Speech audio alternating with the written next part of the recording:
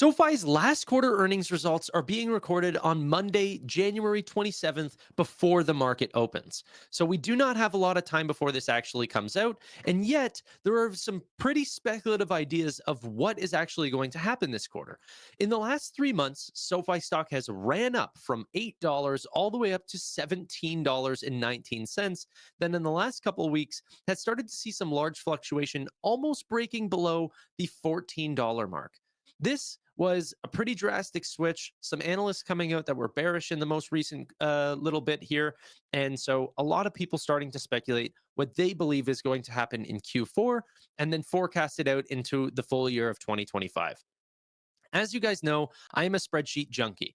So I have right here a forecasting sheet, which is how I actually break out my numbers for SoFi for all of their earnings. Then we can go ahead and take those forecasts and try to project out what we actually think will be the multiple that's placed on that stock. If we know the outstanding shares, the multiple, and how much they're actually going to earn, we can get a full share price of this company going forward. I do these exact forecasts for all the stocks that I hold. And in fact, I have this spreadsheet and about a dozen others that I use across all my investments, and you guys can use across any of your investments with the new course on the spreadsheet mastery. So then you can help understand what these are. These are on pre-sale right now. The new course comes out January 7th. There's currently a coupon code to bundle this with the other growth investing course. If you guys want to check that out, check out futureinvesting.pro. But going on to SoFi's numbers, let's go ahead and break this down. Because they put out a press release saying that they have already passed the 10 million mark, we took the amount of people, members per day on average, that it took between the Q3 ending date and whenever the press release was actually put out. It was about 8,000 members per day that they were adding, and then extrapolated that out all the way till the end of the quarter. That brought us to about 740,000 new members. Okay. If we continue along these ways, and just to help understand this spreadsheet, anything that is squared out on this darker blue column, which is the one that we're predicting, is my assumptions. Everything else is, formulas that are filling out the rest. But the strong predictions are the ones that are actually circled. So then you guys can see what are just my own ideas. With that, we get about 14.7 million products. 12.7 million of which are financial services, and only less than 2 million are lending. Now, you can see this in a better ratio, which I call the FS to lending ratio, or financial services to lending ratio, which will continue to climb. I think that this is going to go into the high 90 percentages, as most of the products and most of the future products will actually be financial services. The rest will be lending, even though lending makes up for the bulk of the earnings. If there's anything I'm wrong on immediately out the gate, is going to be this number right here, which is the products per member statistic, 1.46. I continue to push pretty high on this statistic versus what actually comes out, because they did say that they want to get this up to 2 products per member. That is going to have to hit an inflection point and start to turn around if that becomes true. When that happens, we don't know. Technology accounts. What I see here, about 7.5 million new accounts for SoFi. Even if this doesn't mean them, getting a large new client, Q4 was a great quarter for financial services, and there will be a lot of growth from just existing clients like Chime or Robinhood, where they just had a lot of growth over this period. So I do actually think across their 100+ users that this will have grown pretty significantly. Let's pass through all this. Revenue will be at 688 million, just a little slightly lower than what we saw last quarter. A large percentage of that is going to come from financial services, which only is going to grow by 1.6% quarter over quarter, nothing like what we've seen in previous quarters. That's because I don't think we're going to see as large of a loan platform amount of origination sold. There was a large deal sold in Q3. I don't know if that's going to be as large in Q4. Still, a 74% increase year over year. Lending is going to do very well, being a little conservative on the revenue per lending products, but I'll explain to you that later as we get further into the video. And technology revenue will be at 112 million. I'm being very aggressive here. I do think that they're going to hit their annual targets and potentially beat them. So that's going to come with a 67-cent revenue per technology account. Big increase there. That could come from Technisys or other things that they're actually launching there. And then always with the corporate revenue, I'm just sort of putting it as a flat line, 20 million negative. as they are sort of projecting that out over an annualized basis. Contribution profit. This is going to be slightly lower than last quarter with a 50+% margin, 50.65, better margin than what we've seen. This is going to come from financial services revenue at 41% margin, lending at a 60% margin, and technology contribution margin at a 33% margin. So overall, unbelievable quarter, just slightly lower because of some of these deals not being as impactful in Q3. But overall, the amount of total users on the platform will accelerate. But let's go ahead and get into EBITDA. Now, once we account for all of their EBITDA adjustments, we can actually get to an EBITDA of about $184.4 million. Okay. The EBITDA margin is going to increase to 26.8%, which will over year period be slightly flat, about 1.7%. Same similar situation quarter over quarter. Net revenue, I actually think will come in at about $58.5 million or an 8.5% margin, very similar to last quarter, same as on the EBITDA side. And then the earnings per share coming in at 5 cents. I'll tell you guys what all that means for the full year here in a second. But just really quickly, let's break down these numbers on the product side. Now, total product predictions, we're coming in at 1.08 million. 95,000 of that is lending. 985,000 of that is financial services. That's going to be 70,000 in personal loans, which is 6.5% of total new products, and originating about $62,000 per loan to a total of $4.35 billion in personal loan originations. You can see just how that compares to the last 2 years. Home loans, still similar to Q3. It should be more positive for home loans because the actual rate went down, but the overall like 10-year still kind of was holding quite high during this period. So I don't know if it will be as successful because over a long amortized period, it still might not be as beneficial for people to get their home loans right now. So that might stick in a similar area. If it does, I believe that originations aren't going to change on a per loan basis. Nothing to tell me that it would. So 300,000. Student loans, 575,000 total student loans. That's going to come off the back of 23 or 24,000 new personal loans. Federal loan interest rates went up. SoFi's went down. The margin thickens. I think that they're going to accelerate again to 24,000 new products, 2.2% of total new products. And I'll show you why all those rates, even though it's climbing up for SoFi, the percentages are going down. And it's really because of these financial services products. One is money. 41% of the new product base, 443,000 new products, much higher. Well, not much higher, but slightly higher than last quarter. And then total deposits, I also think will accelerate quite well to 5.8 thousand per user, nearly 27 billion.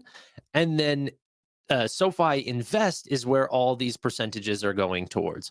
Nearly 200,000 new SoFi Invest members. I think Q4 was absolutely phenomenal. They launched a lot of great new products, alts, robo accounts, all of these things. It's going to be a big push into this product, not just because of what SoFi is doing, but also the macro. Okay. So about 18% of new products will be from SoFi Invest, if I were to say. And credit cards, this one, sort of similar situation, much lower than what we've seen before, like what you could see in early 2021. You're really drawing in massive numbers. We're not seeing that in the most recent quarters, and they're trying to launch a new product. They said that was going to be on the back half of 2024. I don't think we're going to see it. I think it's going to be in 2025 where we're really going to see this push into new credit cards. Referred loans, 7,000 once again. The reason why I think that it's going to be slightly lower is because they can originate to sell their own loans. They won't need to refer as often. So I don't think that this is going to see any growth. If anything, I'm being too bullish right here. But the other sort of comparison there is, well, rates are coming down, and that means that the loans that they can give on B-list lenders will go up. So you're kind of fighting two different powers, the power that we can underwrite our own loans, and then the power that they can underwrite better because they can bring up their max interest rate a little bit higher than what we've previously seen. SoFi Invest, 30% of overall accounts, 324,000. I think that this will be a big jump just because we haven't seen it last quarter. And as you can see from previous quarters, it is able to sort of skip a quarter, right? I think that we have skipped a quarter in Q3. It'll be much stronger in Q4. And also budgeting tools for the holidays. I think that'll be big. SoFi Outwork, big climb here. Student loans are coming back. Not only are they going to come back for SoFi's own clients, but they're going to come back for their clients that work on the employee benefit side. So, what does this look like? Let's take a look. We got quite a lot of scrolling here through all of these numbers, but financial, actually, you know what? Let's just skip over to this. I'll show you guys what SoFi's numbers looked all the way back to 2018, way before they were even a positive company. But this is sort of since Anthony Noto has been here. They've shown the numbers since then, or at least on a lot of these products. But from 2018 to 2024, we're now at 10 million members, growing by 2.57 million. More total members grown this year than what we're going to see in all of 2020. We had more members added this year than we did from the past 7 years up until that point in 2020. 34% member growth year over year. I think that may even accelerate into 2025. As you can see, I've been working on my 2025 statistic. That's what these little arrows mean. So maybe I'll put out a video tomorrow or next week talking about my 2025 predictions as well. Keep an eye out for that. But products, 3.6 million new products added in Q4. The majority in financial services, a smaller amount in lending.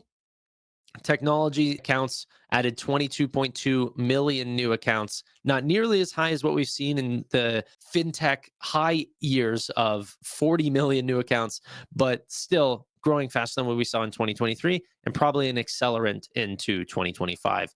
I also want to point over this last little bit from products per member as it sort of climbed up from 2018 to 2022, passing that 1.5 mark. I want to continue that pace, getting higher and higher. They haven't been able to do that. It's not part of their strategy to lower their products per member. And in fact, they said in an interview back in 2022 that in 5 years, they wanted to get to that 2 products per member mark. So I do expect that re-acceleration coming soon.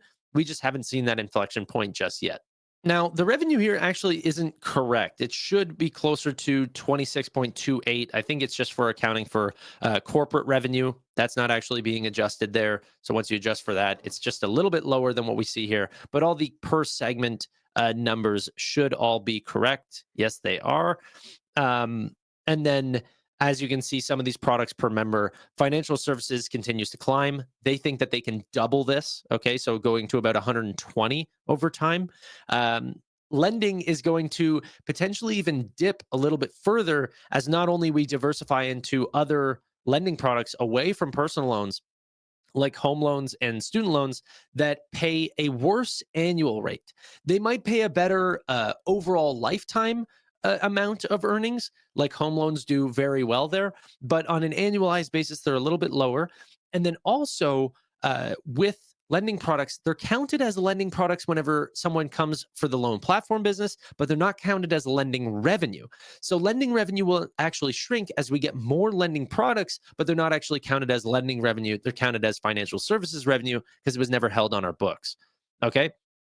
Technology services will continue to climb. It'll be slower this year, but a re-accelerant into the 20-25 percentages going forward.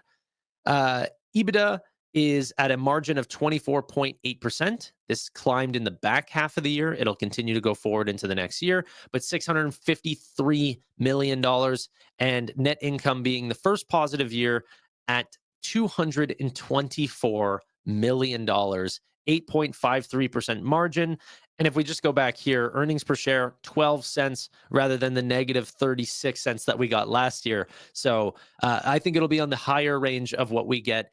If they do actually end up getting 13 cents, some analysts calling for 14 cents, it'll be mind-blowing to me. I don't think that this will be from higher revenue perspectives. What I actually think that'll be is from better margins on the EBITDA and net income, as potentially they pass off a lot of those savings. But this is what I'm seeing for Q4 and for the full year of 2024. Look out for my video for predictions for 2025. But ladies and gentlemen, if you want to learn how I break down companies, how I analyze them even more, make sure you check out the futureinvesting.pro growth investing course, which, if you use the code New Year Last Call, will be the last time that you can actually get the 2024 pricing. We only have about 2 more days left. Whenever that time comes, January 7th, we're doing course member only live streams. There's a new chapter coming out on the growth investing course, and we're launching a brand new course, the spreadsheet mastery course, which is all coming out January 7th. You get a discount if you buy both of them. Anyway, thank you all so much for watching. Really do appreciate your time, and bye for now.